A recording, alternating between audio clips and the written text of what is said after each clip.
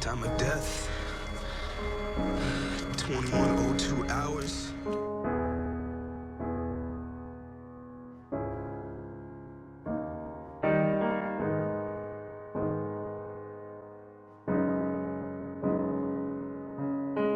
What happened? What happened? Sweet.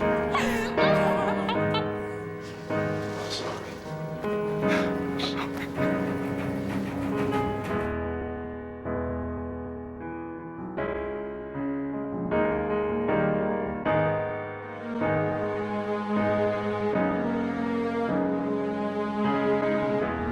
You okay?